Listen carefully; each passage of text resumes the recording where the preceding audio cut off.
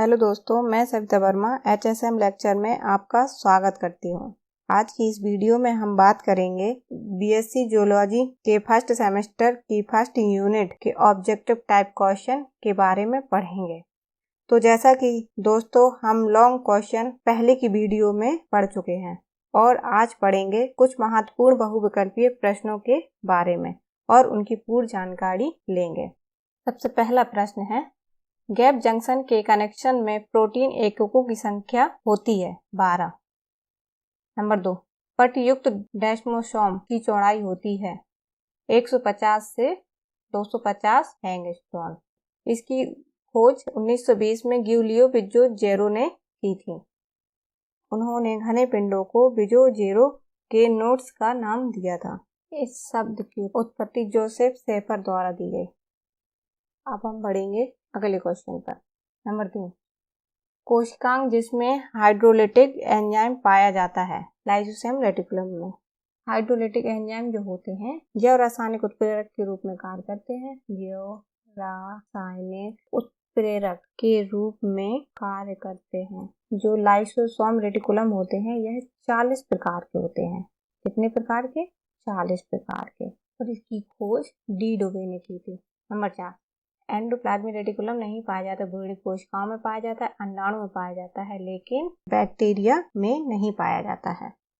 Lysosome को सर्वप्रथम खोजा था, अभी हम बता चुके थे इसके बारे में कि इसकी खोज किसने की थी? डी डुबे ने। नंबर 6, गोल्जी काय में पदार्थ निम्न में से किस में प्रवेश करते हैं? सिस क्षेत्र से। नंबर 7, पाचक एंजाइम पाए जाते हैं। जो पाचक एंजाइम होते हैं वह किस में पाए जाते हैं? लाइसोसोम में। जो पाचक एंजाइम होते हैं वह भोजन को पोषक तत्वों में तोड़ते हैं। जैसे एग्जांपल देख लो, प्रोटीन को अमीनो एसिड, वसा को फैटी एसिड, कार्बोहाइड्रेट को सामान्य शुगर में बदलते हैं। नंबर 8, निम्नलिखित में से किसमें लाइसोसोम अनुपस्थित होते हैं? एरिथ्रोसाइट में। पेशी कोशिकाओं में लाइसोसोम उपस्थित होते हैं, ल्यूकोसाइट में होते हैं, लेकिन एरिथ्रोसाइट में लाइसोसोम अनुपस्थित होते हैं। नंबर 9, निम्नलिखित में से एग्रेन्यूलर एंडोप्लाज्मिक रेटिकुलम उपस्थित होते हैं। एग्रेन्यूलर एंडोप्लाज्मिक रेटिकुलम होते हैं वह उन कोशिकाओं में पाए जाते हैं जिनमें प्रोटीन का संश्लेषण नहीं होता है। नंबर 10, सर्वप्रथम गोल्जी काय की खोज किसने की थी? तो इनकी खोज की थी कैमिलियो गोल्जी ने। इन्होंने अपने नाम पर ही इन गोल्जी काय का नाम रखा था। इसकी खोज की थी सन 1888 कैमिलियो गोल्जी ने। गोल्जी काय सभी यूकैरियोटिक कोशिकाओं में पाई जाती है और यह सर्वप्रथम उल्लू की तंत्रिकाओं में पाई गई थी। नंबर 11, कोशिका कला में फ्लूइड मोज़ेक मॉडल में प्रोटीन अंड व्यवस्थित होते हैं।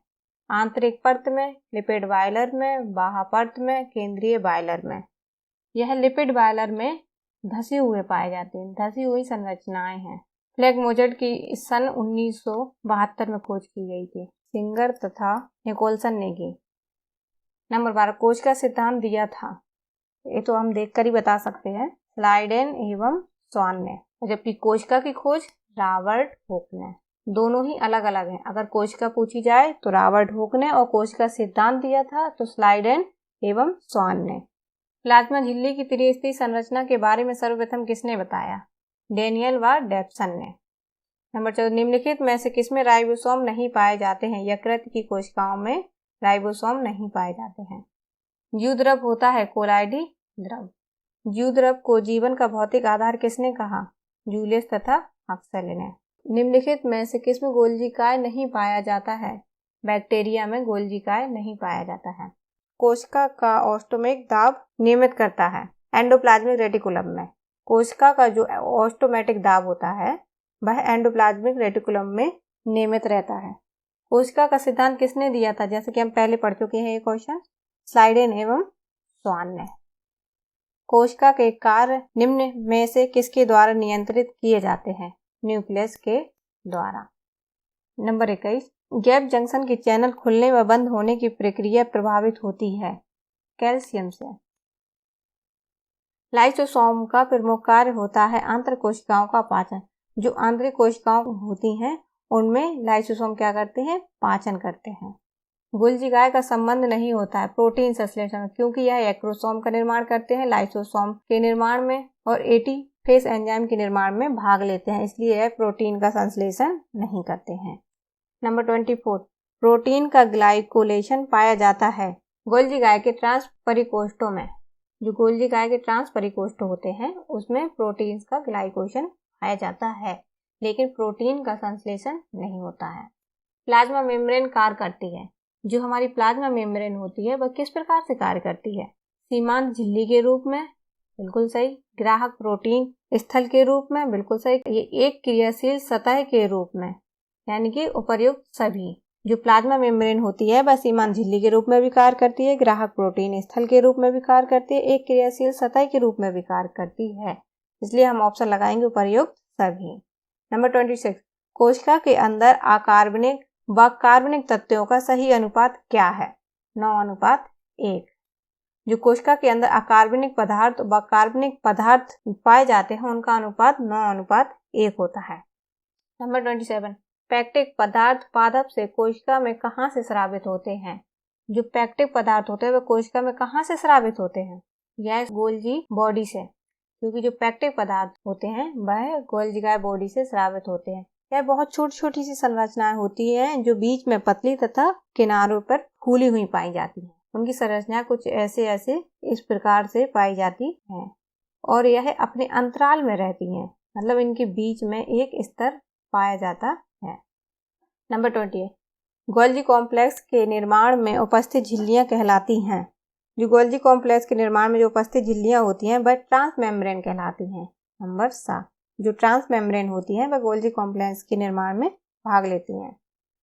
नंबर 29, प्लाज्मा झिल्ली फैगोसाइटोसिस के द्वारा क्या ग्रहण करती है? यह ठोस पदार्थों को ग्रहण करती है, तभी तो यह मजबूत रहेगी। जो प्लाज्मा झिल्ली होती है वो फैगोसाइटिस के द्वारा ठोस पदार्थों को ग्रहण करती है। नंबर 30, कोशिका की खोज किसने की थी? यह तो हम पहले ही बात कर चुके हैं, किसने की थी? रॉबर्ट हुक ने।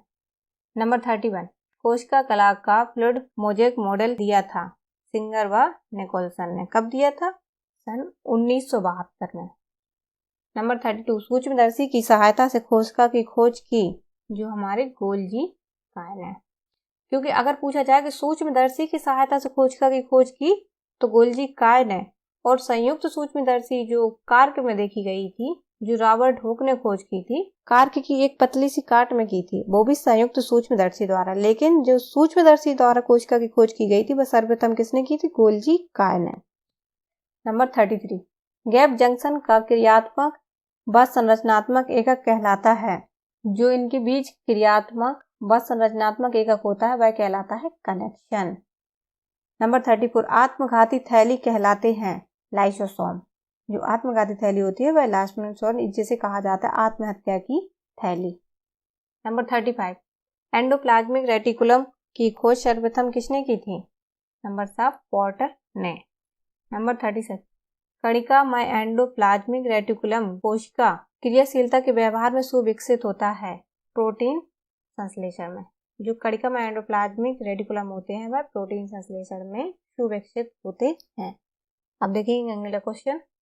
नंबर 37, गोल्जी काय कार्य को सर्वप्रथम किस में देखा गया था?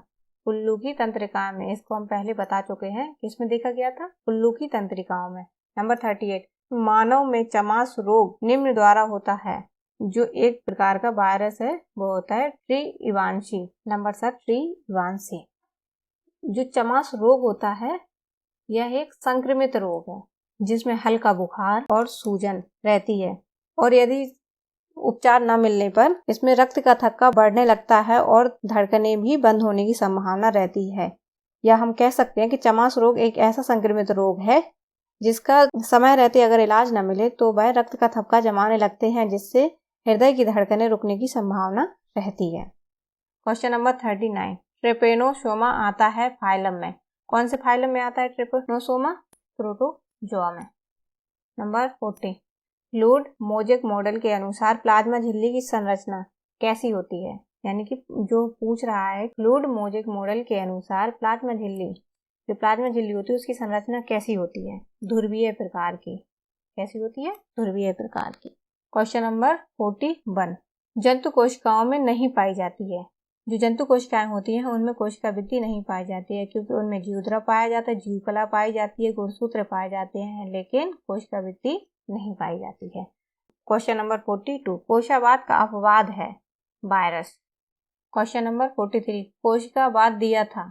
जो कोशिकावाद का सिद्धांत था वह किसने दिया था? सील्डन एवं श्वान ने। या हम कह सकते हैं कोशिका का सिद्धांत, या कह सकते हैं कोशिकावाद, जो दिया था सील्डन एवं श्वान ने। क्वेश्चन नंबर 44, फास्फोलिपिड अणु होता है। जो फास्फोलिपिड अणु होते हैं वह कैसे होते हैं? उभय संवेदी होते हैं। क्वेश्चन नंबर 45, प्लाज्मा झिल्ली में छिद्रों का आकार होता है। जो प्लाज्मा झिल्ली में जो छिद्र होते हैं, जो छोटे छोटे से छिद्र पाए जाते हैं, वह कैसे होते हैं? 5 से 10 एंगस्ट्रॉन के। Question number 46, sodium plus potassium plus pump का उद्देश्य है। कॉन्सेंट्रेशन ग्रेडियंट के विरुद्ध सोडियम प्लस तथा पोटेशियम प्लस की परिवहन करता है। यह जो पंप होता है टोटल ऊर्जा को 10 से 40% उपयोग करता है। जो पंप होता है वह शरीर में अपनी मतलब जो हमारी टोटल एनर्जी होती है उसका 10 से 40% तक उपयोग करता है। अब हम चलेंगे अगले क्वेश्चन पर। क्वेश्चन नंबर 47, डेस्मोसोम पाया जाता है। जो डेस्मोसोम होते हैं वह जंतु ऊतकों में पाए जाते हैं। किसमें पाए जाते हैं? जंतु ऊतकों में पाए जाते हैं। क्वेश्चन नंबर 48, ऑटोसोमल डिसऑर्डर है। जो ऑटोसोमल डिसऑर्डर है वे क्या कहलाते हैं? एक प्रकार के डाउन सिंड्रोम। क्वेश्चन नंबर 49, भ्रूण में रोगों की जांच के लिए किसका परीक्षण करना होगा? जो भ्रूण है उनमें रोगों की जांच करने के लिए किसका परीक्षण करना होता है? नंबर द एमनियोटिक द्रव का। जो भ्रूण में रोगों की जांच करते हैं तो क्या लेते हैं? एमनियोटिक द्रव का परीक्षण करते हैं। क्वेश्चन नंबर 50, डीएनए में कोडित प्रोटीन संश्लेषण की सूचना एमआरएनए में अनुलेखित होती है, इसे कहते हैं अनुलिपिकरण। क्वेश्चन नंबर 51, निम्नलिखित में से नाइट्रोजन क्षार आरएनए में नहीं पाया जाता है। वह है थायमिन। जो थायमिन होता है वह आरएनए में नहीं पाया जाता है। आरएनए किसके संश्लेषण में निर्देशित करता है? जो आरएनए होते हैं वह एंजाइम के संश्लेषण को निर्देशित करते हैं या दिशा बताते हैं। क्वेश्चन नंबर 53, डीएनए में उपस्थित प्यूरिन है। जो डीएनए में उपस्थित प्यूरिन है उसे क्या कहते हैं? एडेनिन तथा ग्वानिन। जो डीएनए में उपस्थित प्यूरिन है उसको कहते हैं हम एडीन तथा guanine. Question number 54, lamp brush chromosome पाया जाता है। जो लैंप ब्रुश क्रोमोसोम होते हैं वह किसमें पाया जाता है? प्यूटरी में, या एम्फीबिया के अंडाणु कोशा में, या डिप्टेरा की लाल ग्रंथियों में, या स्तनियों की जनन कोशा में। जो लैंप ब्रुश क्रोमोसोम होते हैं वह पाए जाते हैं एम्फीबिया की अंडाणु कोशा में। जो एम्फीबिया होती है उसकी अंडाणु कोशा में पाया जाता है। तो दोस्तों आज के इम्पोर्टेंट ऑब्जेक्टिव क्वेश्चन बस हम यहीं समाप्त करते हैं और अंत तक इस वीडियो को देखने के लिए धन्यवाद। अगर मेरी वीडियो यह पसंद आई हो तो इसे लाइक और शेयर जरूर करें।